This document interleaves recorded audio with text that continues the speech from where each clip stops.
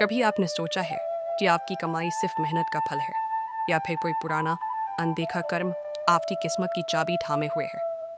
क्या हम जो आज कमा रहे हैं वो हमारे ही बीते जन्म की बुकिंग है? और क्या सेवा, संपूर्ण और आत्मा की शांति से धन की सच्ची सिद्धि संभव है? इस वीडियो में हम एक ऐसी यात्रा पर चलने वाले हैं जो सिर्फ पैसे की नहीं, आत्मा की भी कहानी है। ऐसी कहानियाँ, ऐसे राज और ऐसे सच जो आपने महसूस तो किए होंगे पर कभी समझे नहीं होंगे।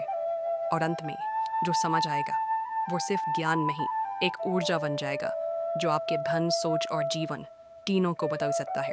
तो चलिए शुरू करते हैं। क्या हमारी कमाई वाकई हमारे कर्मों पर निर्भर है, या फिर यह सब भाग्य, मेहनत या परिस्थितियों का खेल है? धर्म, विशेष रूप से सनातन परंपरा में इस सवाल का उत्तर सदियों से खोजा गया है, और आज भी यह सवाल हर उस व्यक्ति के भीतर उठता है जो अपने जीवन और कमाई को सही दिशा देना चाहता है। वेदों में स्पष्ट कहा गया है कि कर्म ही प्रधान है। व्यक्ति का आज का जीवन, उसकी वर्तमान स्थिति और उसकी कमाई का स्वरूप उसके पूर्व और वर्तमान कर्मों की अभिव्यक्ति है। उपनिषदों में यह विचार और भी गहराई से रखा गया है कि मनुष्य जो करता है उसका फल निश्चित है, और भगवद गीता इस बात को पूर्णता से स्पष्ट करती है। कर्मण्येवाधिकारस्ते मा फलेषु कदाचन, यानी हमारा अधिकार सिर्फ कर्म पर है, फल पर नहीं। लेकिन जब बात धन की आती है तो यह फल का ही तो प्रतीक है। तो फिर क्या इसका मतलब यह हुआ कि धन हमारे नियंत्रण में नहीं? नहीं, सनातन धर्म यह नहीं कहता कि धन हमारे हाथ में नहीं है, बल्कि वह कहता है कि जिस रास्ते से आप धन अर्जित करते हैं वह रास्ता ही आपके कर्म का फल तय करता है।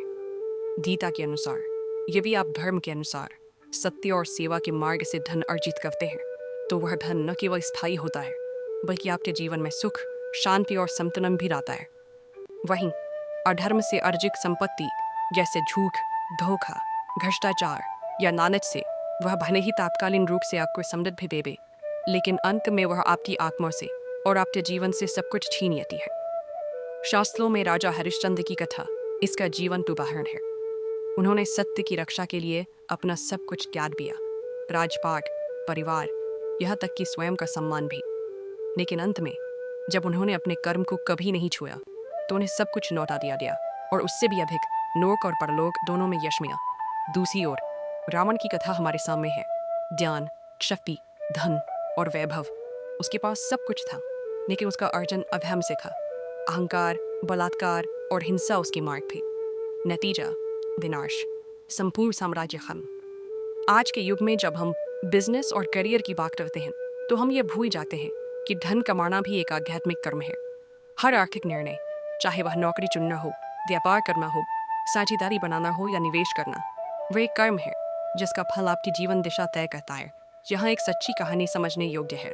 मनोहर सिंह नाम का एक व्यक्ति था जो एक मध्यम वर्गीय परिवार से आता था। उसने एक फाइनेंस कंपनी खोली और जल्दी सफलता पाने के लिए उसने अपने ग्राहकों से फर्जी वादे किए। निवेश का लालच देकर उसने बहुतों से पैसे लिए और कुछ समय तक सब अच्छा चला, लेकिन जब असली वक्त आया तो वह उन्हें न रिटर्न दे सका, न ट्रस्ट वापस पा सका। धीरे धीरे उसका बिजनेस डूब गया और सामाजिक रूप से भी वह अलग अलग पड़ गया। पैसा गया, रिश्ते गए और आत्मविश्वास भी गया। दूसरी ओर सुरभि नाम की एक महिला थी जिसने एक छोटी सी हस्तशिल्प की दुकान शुरू की। पहले साल में नुकसान हुआ, दूसरे साल में भी बहुत कम आमदनी हुई, लेकिन उसने हर ग्राहक के साथ ईमानदारी और प्रेम बनाए रखा। धीरे धीरे लोगों ने उस पर विश्वास करना शुरू किया। 5 साल बाद वही दुकान एक ब्रांड बन गई। उसने कभी लालच नहीं किया, कभी असत्य नहीं बोला और कभी ग्राहक को सिर्फ पैसे के नजरिए से नहीं देखा। उसका कर्म, प्रेम, धैर्य, सेवा ही उसकी कमाई बन गया। वास्तव में शुद्ध और अपवित्र आय का हमारे जीवन पर सूक्ष्म प्रभाव पड़ता है। एक घर में अगर आय अधर्म से हो तो वह घर कितना भी सुंदर हो, उसमें शांति नहीं टिकती। क्लेश होता है, बीमारियां आती हैं, रिश्ते टूटते हैं। वहीं एक छोटा सा घर जिसमें आय भले कम हो लेकिन शुद्ध हो, वहाँ लक्ष्मी की उपस्थिति अनुभव होती है। वहाँ प्रेम होता है, सहयोग होता है और आत्मिक संतुलन होता है। शास्त्रों में कर्मफल का सिद्धांत सिर्फ जीवन के अंत में मिलने वाले स्वर्ग या नर्क के लिए नहीं है, ये हर दिन के निर्णय में उतरता है। अगर आपने आज किसी को धोखा दिया तो हो सकता है वो धन आज आपके खाते में आ जाए, लेकिन वह आपकी नींद, सम्मान और स्थायित्व छीन लेगा। वही अगर आपने आज ईमानदारी से कम कमाया तो वो आपके आत्मबल को बढ़ा देगा, और यही आत्मबल धीरे धीरे समृद्धि का द्वार खोलता है। अंत में यह समझना जरूरी है कि कर्म सिर्फ एक कार्य नहीं है, वह एक ऊर्जा है और धन उस ऊर्जा का ही परावर्तन है। जैसा आग का इरादा वैसा ही परिणाम। तो अगली बार जब आप किसी नौकरी, सौदे या निवेश का निर्णय लें तो यह मत सोचिए कि पैसा आएगा या नहीं, बल्कि यह सोचिए क्या ये निर्णय मेरे आत्मा और धर्म के अनुसार है। क्योंकि धन तो आएगा, पर क्या वह टिकेगा और क्या वह आपको सच्चा सुख देगा, ये सिर्फ आपके कर्म तय करते हैं। पैदा होना सिर्फ शरीर लेना नहीं है, ये एक पुराना खाता फिर से खोलने जैसा है, कर्मों का खाता। वेदों और उपनिषदों में बार बार कहा गया है कि जन्म, कर्म और भाग्य एक त्रिकोण की तरह है, तीनों एक दूसरे से जुड़े हैं और मिलकर तय करते हैं कि इंसान की जीवन यात्रा कैसी होगी। लेकिन क्या हमारी आज की आर्थिक स्थिति, हमारी कमाई, हमारी संपत्ति सिर्फ इस जन्म के प्रयासों का नतीजा है, या कहीं न कहीं हमारे पूर्व जन्मों के कर्मों की भी इसमें भूमिका है? सनातन धर्म कहता है हाँ। मनुस्मृति, उपनिषद और श्रीमद् भगवद गीता जैसे ग्रंथों में बार बार यह बात सामने आती है कि मनुष्य जो कर्म करता है उसका फल उसे कभी ना कभी मिलता ही है, चाहे वह इस जन्म में मिले या किसी अगले जन्म में। इसलिए जब कोई बच्चा बहुत अमीर घर में जन्म लेता है तो केवल यह मान लेना कि वह भाग्यशाली है अधूरा सत्य होगा। दरअसल ऐसा माना जाता है कि वह बच्चा पूर्व जन्मों में किए गए अच्छे कर्मों के फलस्वरूप उस समृद्धि का अधिकारी बनता है।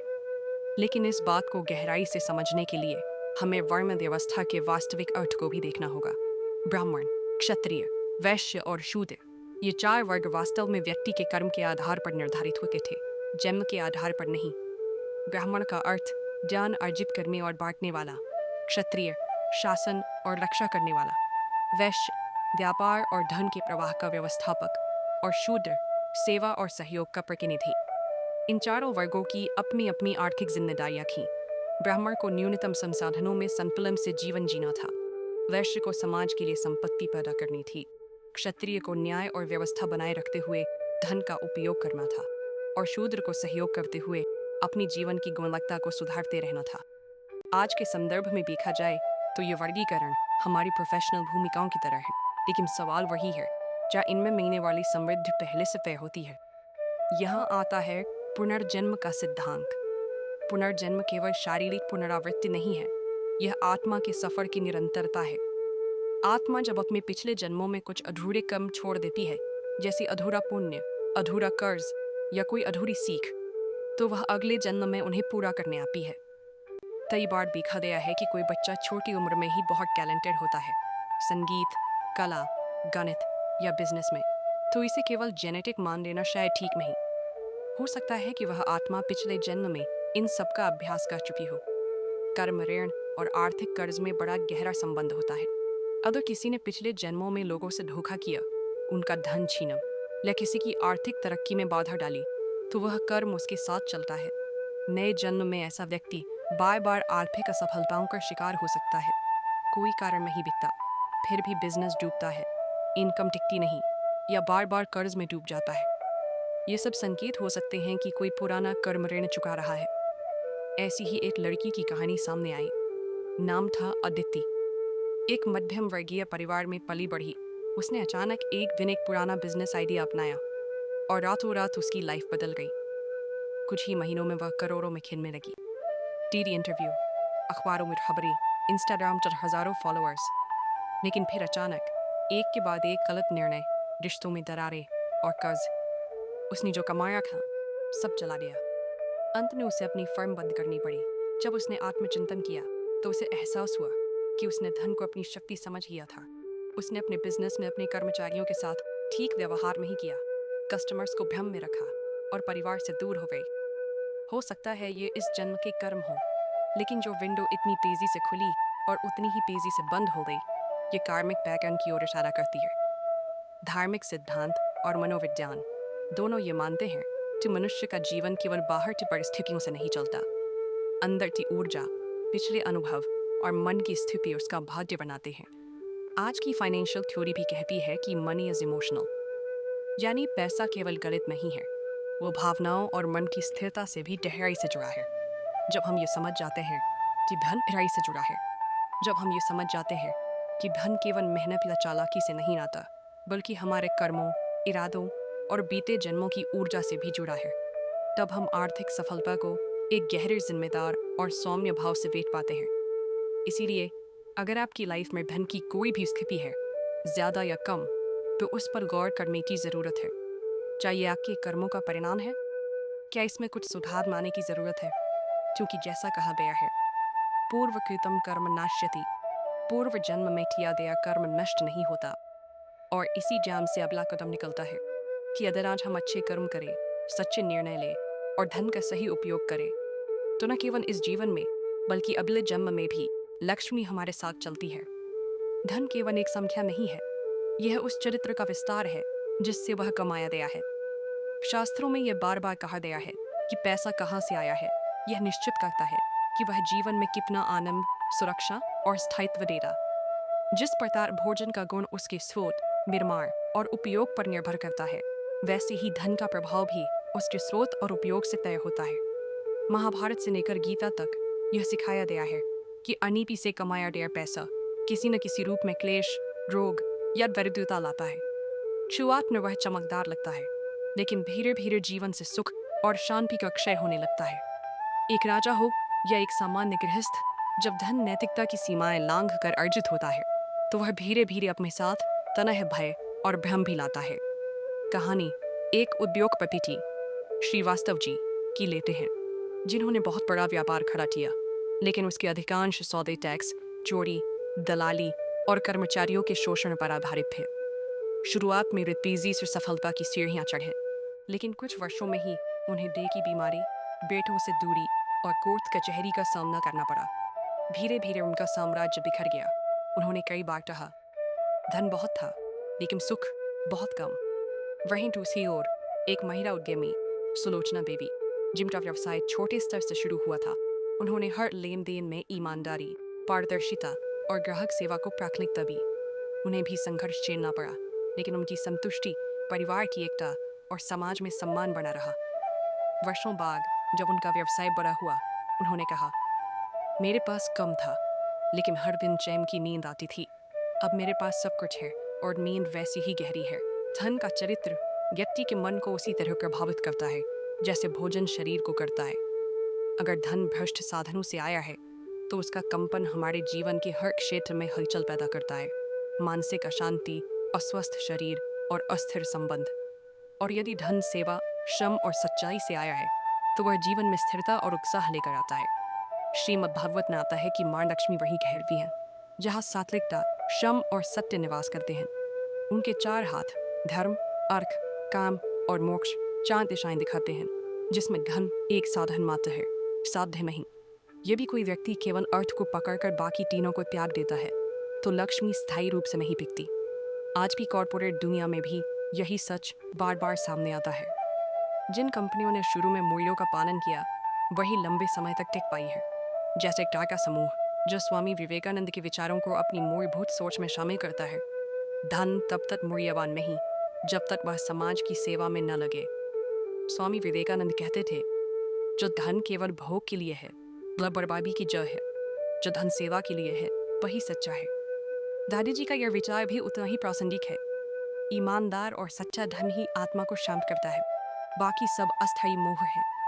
हर दिन की आर्थिक क्रिया, चाहे वो खरीदारी हो, वेतन देना हो, बचत करना हो या निवेश, एक आध्यात्मिक कर्म है। यह तय करता है कि हम किस प्रकार के कर्म फल अर्जित कर रहे हैं। एक छोटी दुकान का मालिक जो ग्राहक को सही माप और मूल्य देता है, वह भी उतना ही बड़ा आर्थिक साधक है जितना एक करोड़पति जो अपने कर्मचारियों को समय पर तनख्वाह देता है। हमारे संस्कार बताते हैं कि धन का मुख्य उद्देश्य केवल उपभोग नहीं, बल्कि आत्मा की सेवा और समाज का कल्याण होना चाहिए। अगर हमारी कमाई में सेवा नहीं है, तो वह केवल शरीर को सुख देती है, आत्मा को नहीं। और जो धन आत्मा को स्पर्श करता है, वह अमूल्य होता है। अंततः कमाई केवल धन नहीं, वह हमारी आत्मा की गुणवत्ता का आईना है। जब यह आईना साफ होता है, तो उसमें लक्ष्मी मुस्कुराती हुई दिखाई देती है। और जब यह आईना धुंधला होता है, तो धन की छाया भी डरावनी लगने लगती है। तो अगली बार जब आप कमाई करें, सोचिए क्या ये कहती है। और जब यह आईना धुंधला होता है, तो धन की छाया भी डरावनी लगने लगती है। तो अगली बार जब आप कमाई करें, सोचिए क्या यह केवल पैसे का सवाल है या आत्मा के संतुलन का भी। धन की सिद्धि कोई एक लक्ष्य नहीं है, ये एक यात्रा है, बाहर की नहीं, भीतर की। ये सिर्फ बैंक बैलेंस बढ़ाने की बात नहीं करती, ये उस संतुलन की बात करती है जहाँ पैसा, सेवा और आत्मा तीनों एक साथ चल सकें। अगर धन को नियंत्रण में नहीं लिया गया तो वही धन इंसान को नियंत्रित करने लगता है, और ये बात आज की तेज रफ्तार दुनिया में और भी गहराई से समझनी जरूरी हो जाती है। प्राचीन शास्त्रों में लक्ष्मी को चेतना माना गया है, जो तब तक हमारे पास रहती है जब तक हम उसे सम्मान और उद्देश्य के साथ उपयोग करते हैं। जैसे ही उसका उपयोग सिर्फ लोभ, घमंड या भोग के लिए होने लगता है, वह खिसक जाती है और उसका स्थान ले लेता है तनाव, क्लेश और असंतुलन। धन की सिद्धि दरअसल यह जानना है कि पैसा आए तो उसका उपयोग कैसे हो, और वह न हो तब जीवन से प्रेम कैसे बना रहे। जो लोग ये कला जानते हैं वो ही सच्चे अर्थों में संपन्न होते हैं। इस सिद्धि का पहला सूत्र है सेवा। सेवा का अर्थ सिर्फ दान देना नहीं है। सेवा वो भाव है जिसमें आप किसी और की पीड़ा को देखकर उससे मुंह नहीं मोड़ते। किसी को एक ईमानदार सलाह देना, जरूरतमंद को समय देना या किसी के आत्मविश्वास को लौट आना, ये भी सेवा है। एक व्यक्ति की कहानी है, नाम है संजीव राणा। वह एक बड़े कारोबारी थे जिन्होंने जीवन में करोड़ों कमाए, लेकिन जैसे जैसे धन बढ़ा, रिश्तों में खटास आई, परिवार में मतभेद बढ़े और अंततः उनकी बेटी ने घर छोड़ दिया। उस घटना ने संजीव को झकझोर दिया। उन्होंने व्यापार से कुछ वर्षों का अवकाश लिया और पहाड़ों में एक स्कूल खोल दिया। वहाँ के बच्चों को मुफ्त पढ़ाई और भोजन देने लगे। धीरे धीरे उन्होंने जाना कि पैसा कमाना आसान था, लेकिन आत्मा को संतुलन में रखना कठिन।